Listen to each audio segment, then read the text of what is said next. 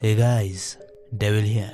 तो कहानी शुरू होती है ब्लू बुक ऑफिस से, जहाँ स्टाफ लॉटरी में कैलेब जीत जाता है और अब उसे अपने बॉस के साथ 7 डेज एआई पर काम करने को मिलेगा। ब्लू बुक एक रिसर्च इंजन कंपनी है, बिल्कुल गूगल की तरह, और उसके सीईओ ने अपनी कंपनी के एक एम्प्लॉय को अपनी लग्जरी लाइफ अपने आइसोलेट होम में अपने साथ जीने का मौका दिया है और वो कैलेब को मिला है। और इस बात की खुशी कैलेब के चेहरे पर साफ दिखाई देती है। अब अगले दिन एक हेलीकॉप्टर कैलेब को यहाँ छोड़कर जाता है। कैलेब के पूछने पर पायलट कहता है, मुझे बिल्डिंग के इससे ज्यादा करीब जाने की इजाजत नहीं है, तुम रिवर को फॉलो करके आगे बढ़ो। फाइनली उसे बिल्डिंग मिल जाती है। अंदर जाने से पहले एक एआई साउंड उसे एक पास की देती है। अंदर आने के बाद उसे नेथन मिलता है, जो कि ब्लू बुक कंपनी का मालिक है और कैलेब का बॉस भी। और वो कैलेब से कहता है, मुझे अपना दोस्त समझो। वो उसे उसका कमरा दिखाता है और बताता है कि ये पास की तुम्हारा काम आसान कर देंगी। जो भी कमरा इससे खुलेगा वो तुम्हारे लिए है, लेकिन यहाँ और भी कई सीक्रेट्स है, तुम्हें नहीं जानने चाहिए।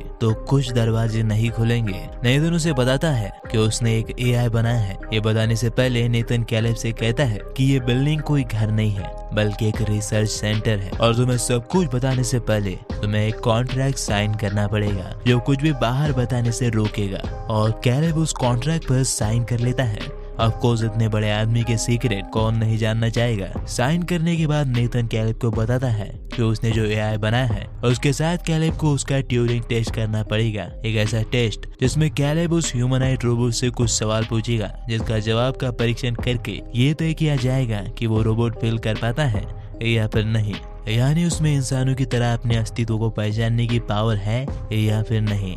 अब अगले सीन में हमें ईवा का पहला सेशन दिखाया जाता है। उस रोबोट का नाम एवा है और कैलेब अब उससे सवाल पूछने वाला है। वही नेथन एक कमरे से कंप्यूटर के जरिए सब कुछ देख रहा होता है और एवा और कैलेब की बातों को ऑब्जर्व करने वाला है। कैलेब एवा को देखकर शॉक हो जाता है और एवा भी उसे देखकर उतना ही हैरान होती है। दोनों की हालत बिल्कुल एक जैसी होती है, क्योंकि एवा नेथन के अलावा किसी और इंसान से पहली बार मिल रही होती है। वहीं पे कैलेब भी पहली बार किसी एआई लड़की से मिला था। अब कैलेब उसे कुछ सवाल पूछता है, जिसके एवा कमाल के जवाब देती है, जिसे देखकर लगता है मानो दो इंसान आपस में बात कर रहे हो। ये सब नेथन अपने कंप्यूटर स्क्रीन पर देख रहा होता है। जाते वक्त एवा कहती है, क्या तुम कल फिर आओगे? और कैलेब हाँ कहता है। अब अगले सीन में जब नेथन और कैलेब बैठते हैं तो नेथन उसे एवा के बारे में पूछता है और कैलेब उसकी काफी तारीफ करता है। वो कहता है उसकी भाषा की समझ किसी आम एआई से काफी आगे है और नेथन से उसके बारे में और जानने की कोशिश करता है। पर नेथन कहता है वो कैलेब को ये नहीं बता सकता कि उसने एवा को कैसे बनाया है। और सही भी है, जादूगर कभी अपने सीक्रेट नहीं बताता। अब उसी रात को जब कैलेब को नींद नहीं आ रही होती है तब उसे डेस्क पर एक रिमोट मिलता है। जब वो उसका बटन दबाता है तो सामने की दीवार पर एक स्क्रीन ऑन होती है, जिस पर एवा के कमरे को दिखाया जाता है। एवा कुछ कर रही होती है और तभी अचानक पावर कट हो जाता है। बैकअप पावर ऑन हो जाता है। अब अपने पास की से कैलेब अपने कमरे का दरवाजा खोलने की कोशिश करता है, पर वो खुलता नहीं और कैलेब की जोरों से फटने लगती है। लेकिन तभी अचानक पावर ऑन हो जाती है और कैलेब पास की मदद से अपने कमरे का दरवाजा खोल पाता है। बाहर जाकर एक कमरे में उसे नेथन मिलता है। जब वो उसे पावर कट के बारे में पूछता है तो वो कहता है वो उस पर काम कर रहा है और जो दरवाजा लॉक हुआ था वो सिक्योरिटी का हिस्सा है। जब भी कुछ होता है सभी डोर्स ऑटो लॉक पर चले जाते हैं ताकि बाहर से कोई अंदर ना आ सके और अंदर से बाहर ना जा सके। अब अगली सुबह कीओ को कैलेब को उठाने आती है। बाहर आने के बाद नेथन उससे पूछता है कि आज का क्या प्लान है, पर कैलेब कहता है मैं अभी सोच रहा हूँ, क्योंकि एवा से बात करके वैसा ट्यूरिंग टेस्ट नहीं किया जा सकता जैसा तुम्हें चाहिए। ये तो चेस बोर्ड एआई के साथ चेस खेलने जैसा है। ना तो वो ये बताएगा कि उसे पता है कि चेस क्या है और ना तुम उसके मुंह से जान पाओगे। बच्चा लोग आसान भाषा में तुम्हें बताओ तो कैलेब कहना चाहता है कि एवा से बात करके वो ये नहीं जान सकता कि एवा को असली और नकली में कितना फर्क करना आता है। पर नेथन उसे कहता है मुझे ये पता चल गया है कि तुम उसके बारे में क्या सोचते हो। अब मुझे बस ये जानना है वो तुम्हारे बारे में क्या सोचती है। अब सेशन 2 में एवा कैलेब को एक पेंटिंग दिखाती है और क्योंकि पेंटिंग कुछ इस तरह से दिखती है तो कैलेब कैलेब उसे किसी पर्टिकुलर ऑब्जेक्ट की पेंटिंग बनाने को कहता है। एवा जब उसे सजेशन मांगती है तो वो कहता है तुम खुद चुनो, ये देखना काफी दिलचस्प होगा कि तुम ड्राइंग करने के लिए किसे चुनती हो। अब एवा बड़े ही चालाकी से कैलेब को दोस्ती का वास्ता देकर उसके बारे में पूछती है और कैलेब कहता है कहाँ से शुरू करूं, तो वो भी वही डायलॉग मारती है तुम खुद चुनो, ये देखना काफी दिलचस्प होगा कि तुम कहाँ से शुरू करते हो। तो कैलेब अपने बारे में बताना शुरू करता है कि वो कॉलेज के बाद ही एक्सपर्ट कोडर बन गया था। हालांकि नेतन ने 13 की उम्र में ही ब्लू बुक कंपनी की बेसिक कोडिंग कर ली थी। अब एवा थोड़ी पर्सनल हो जाती है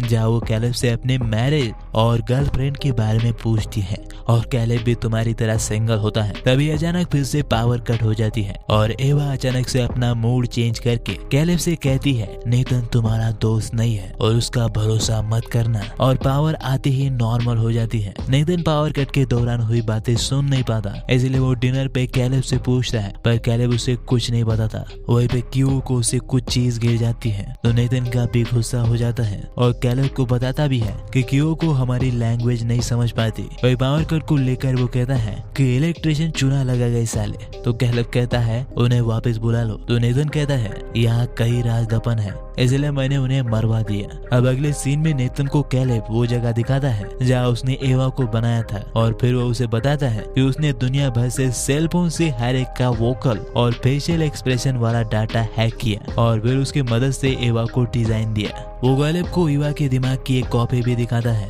और अब बारी आती है सेशन 3 की, जहाँ एवा फिर से एक बार अपनी नई ड्राइंग कैलेब को दिखाती है। इस बार उसने एक स्पेसिफिक ऑब्जेक्ट की ड्राइंग बनाई थी। पूछने पर एवा बताती है कि वो इस कमरे से बाहर कभी नहीं गई और ट्रैफिक से भरी रोड पर वो जाना चाहती है कैलेब के साथ डेट पर। अब वो कैलेब को आंखें बंद करने को कहती है और एक लड़की की तरह कपड़े और विग पहन कर आती है। कैलेब से एवा कहती है तुम्हारे चेहरे के माइक्रो एक्सप्रेशन बताते हैं कि तुम मुझसे अट्रैक्ट होते हो। और सीरियसली कैलेब उस पे लट्टू हो चुका होता है और एवा भी उसे लाइन दे रही होती है। अब अगले सीन में कैलेब नेतन से पूछता है कि तुमने एवा को सेक्सुअलिटी क्यों दी जबकि तुम उसे एक ग्रे बॉक्स बना सकते थे। पर नेतन उसे बताता है कि सेक्स के बिना कॉन्शियसनेस को इमेजिन नहीं किया जा सकता, उससे इसको इंटरैक्ट नहीं किया जा सकता और तुम एवा के साथ वैसे ही सेक्स कर सकते हो जैसे कि एक असली औरत के साथ। पर कैलेब को अब शक होने लगता है कि नेतन ने एवा को उससे फ्लर्ट करने के लिए, लव करने के लिए डिजाइन किया है। तो अब नेतन उसे एक कमरे में ले जाता है जहाँ एक ड्राइंग होती है। उसके एग्जाम्पल से वो कैलेब को कन्विंस करता है कि तुम्हें धोखा देने के लिए उसे प्रोग्राम नहीं किया है बल्कि वो सच में तुमसे प्यार करने लगी है। अब अगले सीन में कैलेब एवा को एक कहानी सुनाता है जिससे उसे समझ में आ सके कि वो एक एआई है और ये कहानी सुनकर उसे काफी हर्ट होता है। वहीं पे वो उसे क्लियरली बताता भी है कि नेतन उसे यहाँ एवा को टेस्ट करने के लिए लाया है और वो जानना चाहता है कि एवा को चीजें फील होती है या फिर नहीं। तभी पावर्स फिर से कट हो जाती है और कैलेब एवा से पूछता है कि उसने नेतन को गलत क्यों कहा। तब वो कहती है कि वो तुमसे हर चीज के बारे में झूठ बोलता है। अब कैलेब कहता है क्या पता ये भी उसका चाल हो और हो सकता है कि वो पावर कट के बहाने ये देखना चाहता हो कि जब हम दोनों को कोई भी ना देखता हो तब हम कैसे रिएक्ट करते हैं। पर एवा कहती है ये पावर कट मैंने किए हैं, मैं देखना चाहती थी कि जब कोई ना देखता हो तब हम कैसे रिएक्ट करते हैं। अब इस सिचुएशन तक कैलेब को पता चल चुका था कि वो कोई लॉटरी नहीं जीता था बल्कि नेतन ने उसे खुद चुना था। तो अब उससे पूछता है कि मैं ही क्यों। तो नेतन कहता है मुझे एक काबिल कोडर चाहिए था जो मुझसे एवा के बारे में सही सवाल पूछ सके और मुझे मेरी कंपनी में एक काबिल कोडर मिल गए। अब उसके अगले सीन में उसी रात नेतन कीओको के साथ सेक्स करते हुए दिखता है। जाहिर सी बात है कि कुछ ना बोलने वाली और अजीब से एक्सप्रेशन देने वाली कीओको ऑलराउंडर है जो नेतन की नौकरानी कम सेक्रेटरी और कम गर्लफ्रेंड भी है। और उसके बाद वाले सीन में नेतन एवा के रूम में जाकर उसकी पिक्चर फाड़ देता है। जब ये बात कैलेब को दिखती है तो वो गुस्से में नेतन से पूछने जाता है पर नेतन उसकी बात ना सुनकर कीओको के साथ डांस करता है। और गेस व्हाट, कीओको अच्छी डांसर भी है, साला लड़की है कि रोबोट। खैर तो नेतन को ज्यादा हो जाती है और वो सो जाता है। और अब बारी आती है 5वें सेशन की। इस बार एवा कैलेब का टेस्ट लेती है, उसे कुछ सवाल पूछती है और झूठ बोलने पर पकड़ भी लेती है उसके फेशियल एक्सप्रेशन से। और फिर से एक बार पावर कट हो जाती है वो कहती है तुम्हारा साथ चाहिए, क्या तुम्हें भी मेरा साथ चाहिए? हालांकि इस सवाल का जवाब हमें नहीं दिखाया जाता, पर उससे पहले एक सवाल एवा कैलेब से पूछती है। वही सवाल बाद में कैलेब नेथन से पूछता है, तुमने एवा को क्यों बनाया और उसका क्या करने वाले हो? नेथन कहता है एवा मेरा फैसला नहीं बल्कि एवोल्यूशन का हिस्सा है, क्योंकि एआई की एवोल्यूशन को कोई भी रोक नहीं सकता और एवा कोई पहली नहीं है। मैंने पहले भी कई मॉडल बनाए थे और एवा के बाद भी कई और बनेंगे। दरअसल नेथन हर बार अपने पिछले मॉडल में कुछ नई चीजें ऐड करता है अपडेट की तरह, जिससे बॉडी तो वही रहती है पर याददाश्त चली जाती है। अब अगले सीन में कैलेब नेथन को बहुत दारू पिलाता है जिससे वो बेहोश हो जाता है। फिर उसका की पास लेकर उसके कंप्यूटर में कुछ ढूंढता है। उसे कुछ ऐसी फाइलें मिलती हैं जिसे देखकर उसके होश उड़ जाते हैं। उसने कई सारे मॉडल बनाए थे पर हर बार एआई बाहर जाने की जिद करता था। एंड गेस व्हाट, कि वो को भी एक एआई ही है। एक कमरे में कैलेब को बहुत सारी रोबोटिक बॉडी मिलती है। तभी नेथन जाग जाता है और अपना की पास ढूंढने लगता है, लेकिन कैलेब उसे की पास ये कह के वापस करता है कि नेथन ने उसे नीचे गिरा दिया था। वैसे कीओ को उसे अपनी बॉडी से खुद स्किन निकाल कर दिखाती है, जिसे देखकर वो इतना ज्यादा डिस्टर्ब हो जाता है कि खुद अपनी बॉडी से चमड़ी निकाल कर देखता है। अपने हाथ को काट कर ये चेक करता है कि कहीं वो भी तो नेथन का बनाया हुआ एक एआई ही नहीं है। मतलब नेथन के कारनामों से वो इस हद तक अपडेट हो जाता है। अब सेशन 6 में जैसे ही पावर कट होती है, कैलेब एवा को अपना एस्केप प्लान बताता है, क्योंकि ऑब्वियसली वो उसे रिप्रोग्राम होते हुए नहीं देख सकता। तो वो कहता है आज रात ठीक 10 बजे तुम्हें पूरी पावर कट करनी होगी। उसके बाद मैं नेथन को बहुत दारू पिलाकर बेहोश कर दूंगा, जिसके बाद उसके कंप्यूटर से सिक्योरिटी प्रोटोकॉल्स को चेंज कर दूंगा, जिससे होश आने पर वो अंदर बंद होगा और हम भाग चुके होंगे। अब अगली सुबह नेथन कैलेब को कहता है कि आज तुम्हारा आखिरी दिन है, कल तुम्हें लेने हेलीकॉप्टर आ जाएगा। और कैलेब उसे शराब पिलाने की कोशिश करता है पर नेथन मना कर देता है। वहीं पे वो कहता है कि शायद एवा तुमसे प्यार का नाटक कर रही है, क्योंकि वो समझती है कि तुम उसके बचने का तरीका हो। वहीं पे कैलेब के हाथ काटने की बात पर नेथन उसे कहता है कि देखिए यहाँ बस मैं अकेला हूँ जो तुम्हारे साइड हो और मैं तुम्हें यहाँ से जाने दूंगा। और इतना कहकर नेथन कैलेब को कंप्यूटर रूम ले जाता है। उसे दिखाता है कि जब उसने एवा की पिक्चर फाड़ी थी तब उसने एवा के रूम में एक हिडन कैमरा लगाया था बैटरी पर चलने वाला, यानी वो पावर कट होने के बाद भी एवा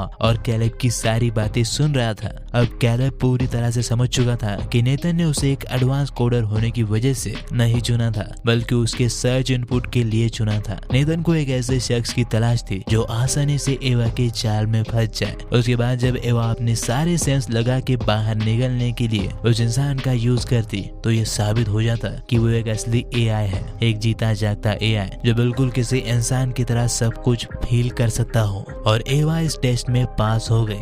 नेथन ये सब कैलेब को समझा ही रहा होता है कि देवी पावर्स कट हो जाती है और कैलेब उसे बताता है कि वो सिक्योरिटी प्रोटोकॉल को आज नहीं बदलने वाला था बल्कि पिछली रात जब उसने नेथन को दारू पिला के बेहोश किया था तभी वो बदल चुका था। और इसलिए जैसे ही पावर्स ऑन हो जाती है सभी डोर्स खुल जाते हैं और एवा बाहर आ जाती है। अब गुस्से में नेथन कैलेब को एक पंच मार के नॉकआउट कर देता है और एवा को रोकने के लिए जाता है। तभी वहाँ कीओ की आ जाती है। एवा उसे इशारों में कुछ बताती है और नेथन की तरफ बढ़ती है और सीधा उस पर जंप करके उसका गला दबाने लगती है। मजबूरी में आकर नेथन उसका एक हाथ तोड़ देता है पर तभी पीछे कीओ को उसके पीठ में चाकू मार देती है। अब नेथन उसे तोड़ देता है पर तभी पीछे से एवा वही चाकू निकाल के उसके सीने में मारती है। नेथन बड़े ही हैरानी के साथ ये कहते हुए मरता है कि उसे यकीन नहीं हो रहा है। अब एवा नेथन का की पास लेकर कैलेब के पास आती है। वो अभी अभी होश में आया था। एवा उसे कहती है तुम यही रुकोगे और कमरे में जाती है जहाँ कई रोबोट बॉडीज रखी होती है। वो उसमें से अपने लिए स्किन और बाकी सारी चीजें निकालती है